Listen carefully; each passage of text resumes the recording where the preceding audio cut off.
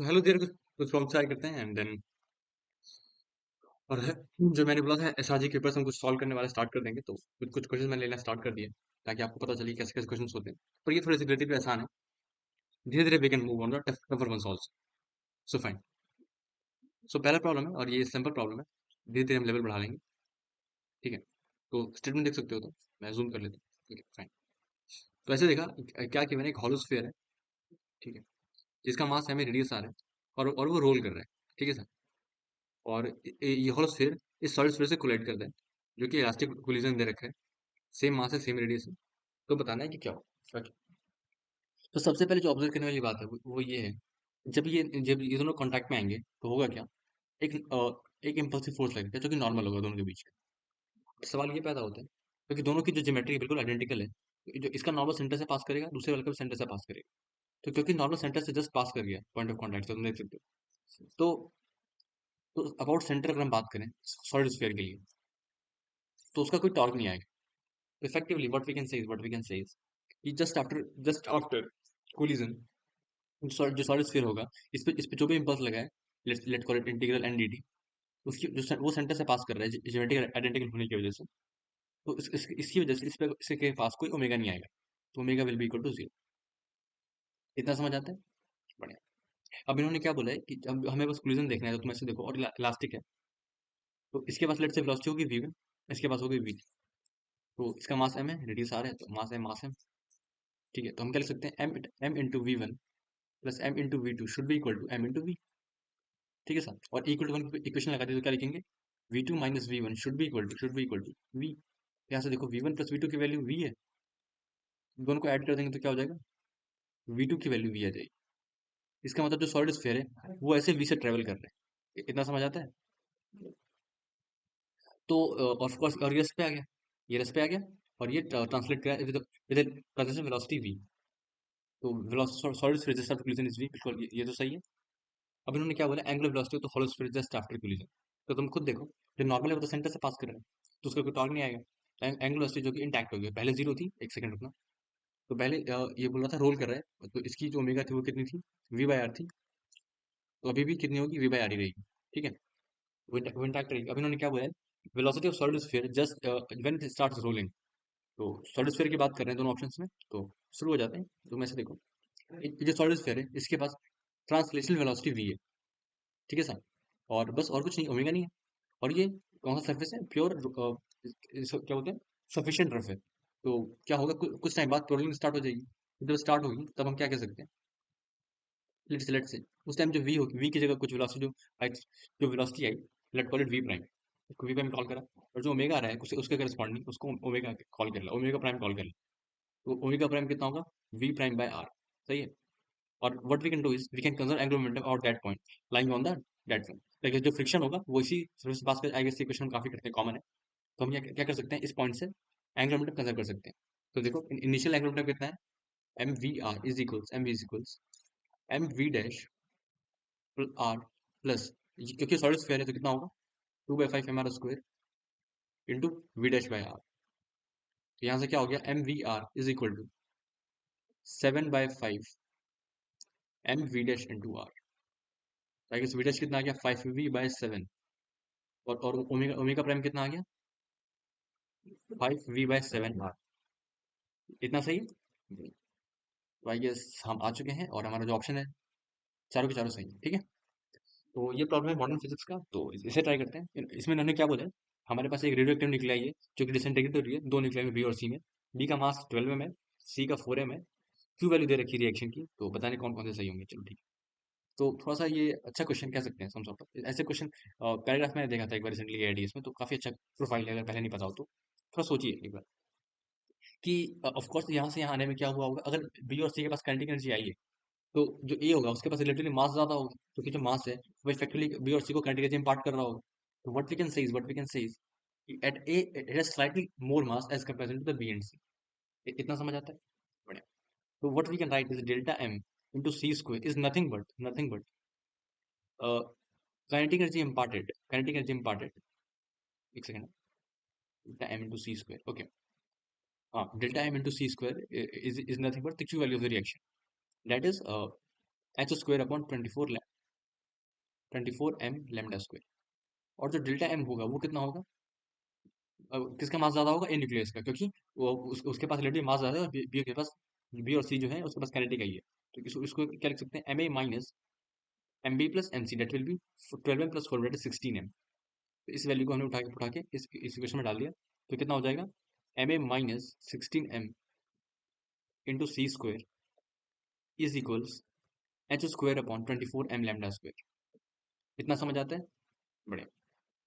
तो जैसे देखो, यहाँ से m A minus 16m is equals h square upon 24 m λ² c square. तो 16m को उधर ऐड कर दिया तो क्या हो जाएगा? 16m plus H square upon 24 m λ² c square. तो आई गेस जो हमारा सी ऑप्शन है वो तो करेक्ट आ गया। अब हमें डी ब्रोगली वेवलेंथ की बात करनी है। तो ऐसे देखो, हम क्या कर सकते हैं, हम क्या कह सकते हैं? जो ए है वो डिसइंटीग्रेट होगा बी और सी में। तो what we can write is root 2mb K B should be equal to, momentum conservation से क्योंकि जस्ट रेस्ट पे था A, should be equal to root 2mc K C. ठीक है सर? तो एम बी इंटू के B should be equal to m C into K C. ठीक है? तो यहाँ पे एम बी की वैल्यू कितनी दे रखी है? एम बी है तुम्हारे पास 12m, सी है 4m।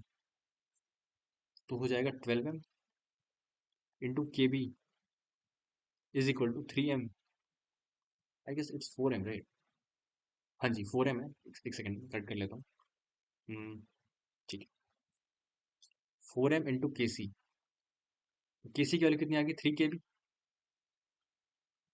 और हमें क्या पता है? के बी के सी की वैल्यू जो है वो क्यू के इक्वल है। और क्यू कितना है? हम्म, तो के सी कितना आ गया? के सी को डाल दिया 3 kb, डेट विल बी, एक सेकंड, के सी डाल दिया 3 kb तो हो जाएगा के बी प्लस के सी क्यू है। तो ये कितना हो जाएगा? के b is equal to Q/4। और के सी कितना आ जाएगा? 3Q/4। सही है? तो लैम्डा बी कितना होगा? H upon root 2m/kb, 2mb/kb। सही है? और लैम्डा सी कितना होगा? H upon root 2mc/kc। ठीक है सर? और क्यू कितना है हमारे पास? H square upon 24m λ², that is equal to h upon square root of 2m B. M B कितना है? I guess it will be, एक सेकंड, हाँ 12m। Okay, so that is 12m। kb is q upon 4, that is h square upon 24m λ² into 1/4। Fine. तो ये कितना हो जाएगा? I guess तुम देख सकते हो कितना हो रहा है। 24m कैंसिल हो गया। कितना बचा हमारे पास? 2 λ/h into H, that is 2 λ।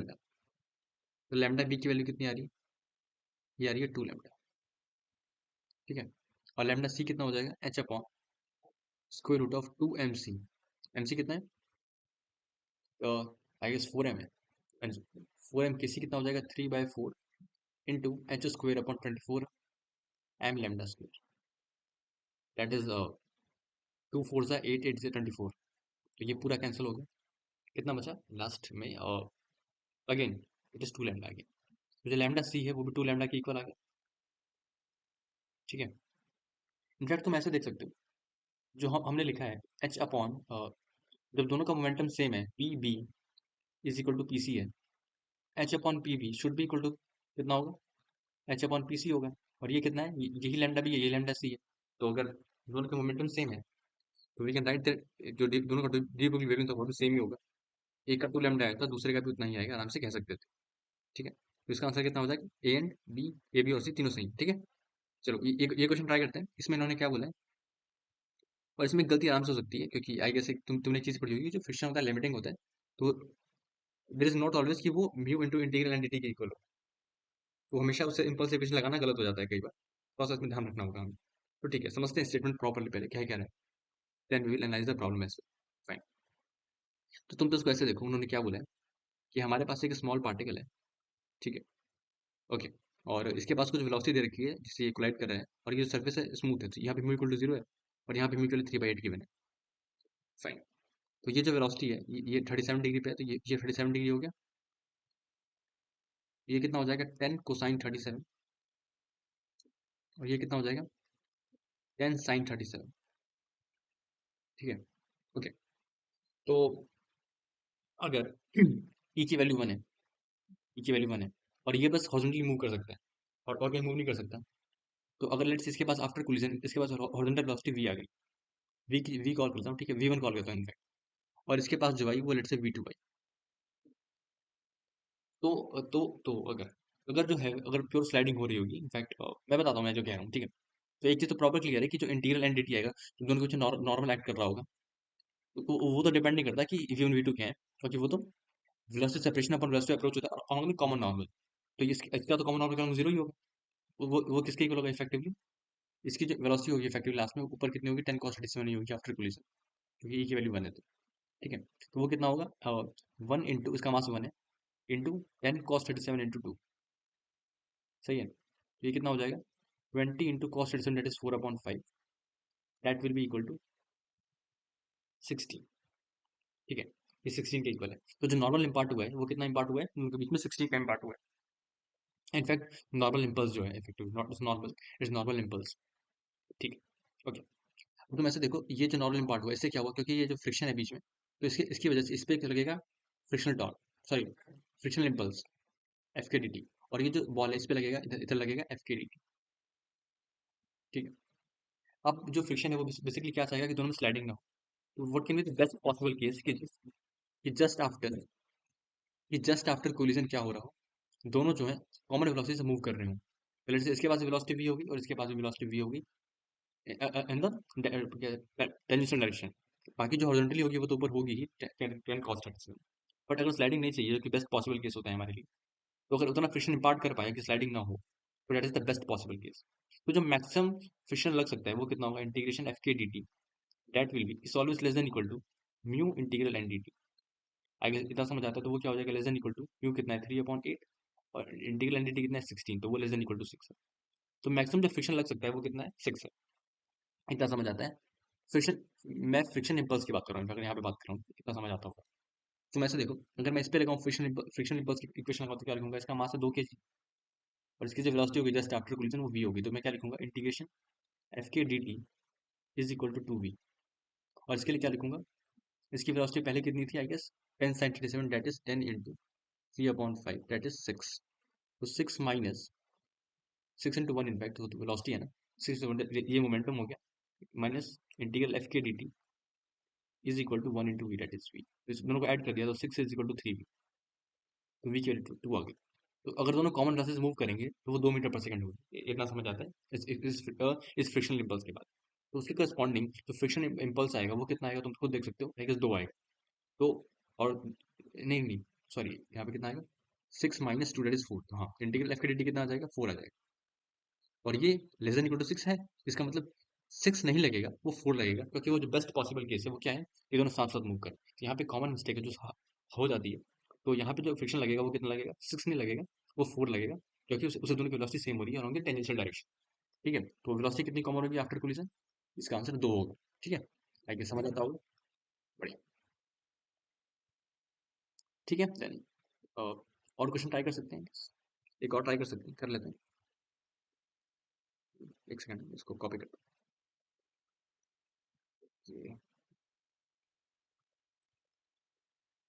हाँ, तो इसमें इन्होंने क्या बोला है, non conducting rod of length 2 metre, एक 2 मीटर की रॉड है जिस पे हिंज करा है एक एंड पे, चार्ज जो है वो 1 कूलम है। ओके।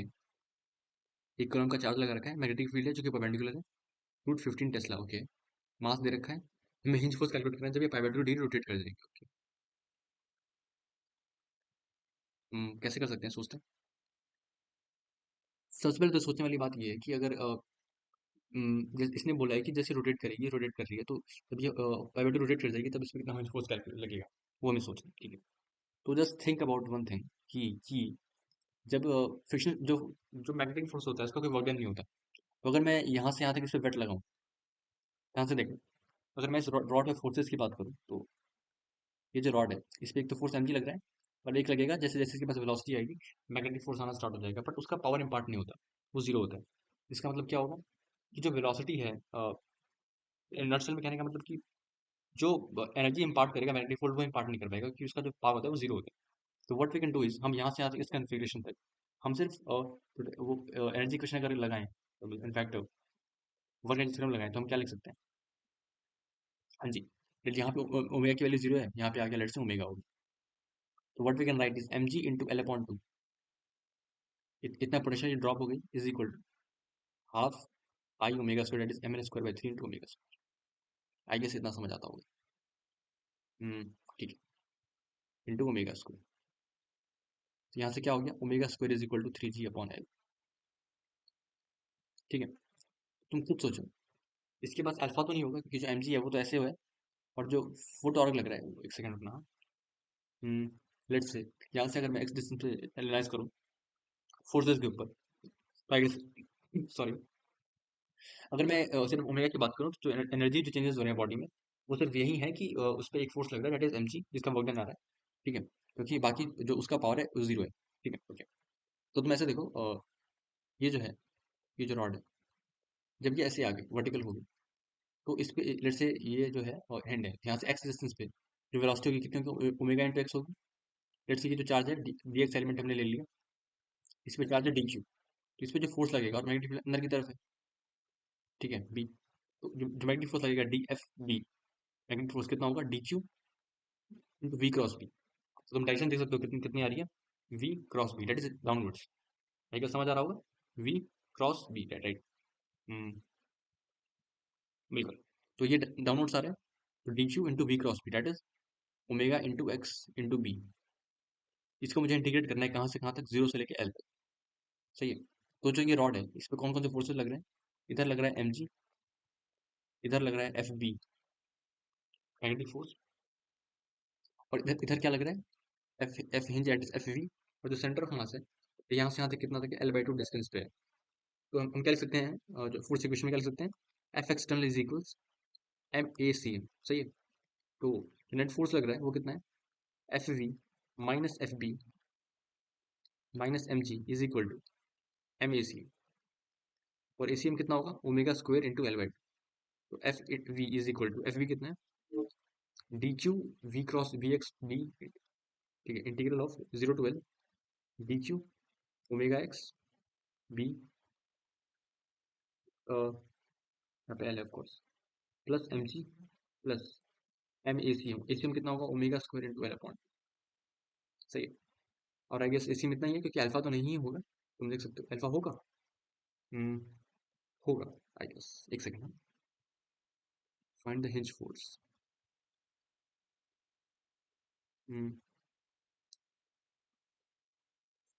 सारे फोर्सेस वर्टिकल हैं और सेंटर से पास कर रहे हैं, तो अल्फा इनफैक्ट वेलोसिटी ऐसे ऑफ कोर्स अल्फा नहीं आएगा, तुम खुद देख सकते हो, क्योंकि सारी फोर्सेस का टॉर्क जीरो है।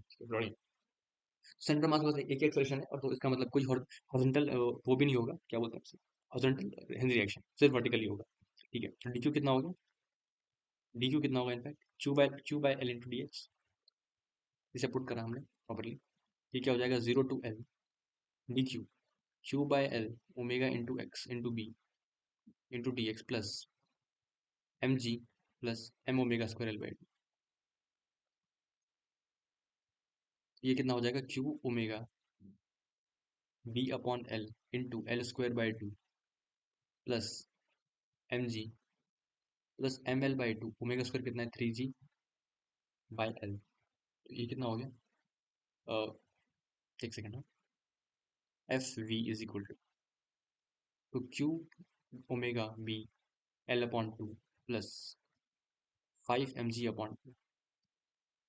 ठीक है, ये एफ वी के इक्वल है। तो तुम तो उसको ऐसे देखो, कहाँ गया, 500 is fine, that is m omega square, okay, omega square कितना है three g by l, that is fine, okay. और क्यू की वैल्यू कितनी दे रखी है, I guess we should put the values again. बीट one by ten coulomb charge है, और लेंथ कितनी है, 2 मीटर है, आई गेस, ओके। ठीक है, तो यही है जो भी आंसर है, तो वोट कर लेते हैं। क्यू कितना है 1/10 इंटू ओमेगा कितना निकाला 3g/l square root in fact omega कितना आया square root of 3 × 10 upon 2 3g/l तो that is root 15 magnetic field भी इतनी ही है रूट 15 × 2 लेंथ 2 मीटर है अगेन तो ये दो कैंसिल हो गया क्या बचा 3/2 प्लस 5/2 इंटू मास कितना है 1/10 इंटू 10 तो 5 इंटू 1/10 दैट इज 10 कैंसिल कितना बचा FV इज इक्वल टू 4 तो आई गेस इसका आंसर 4 आ जाएगा आई गेस ये क्वेश्चन कंप्लीट हो गया मैं निकालना था और that is fine okay I guess thank you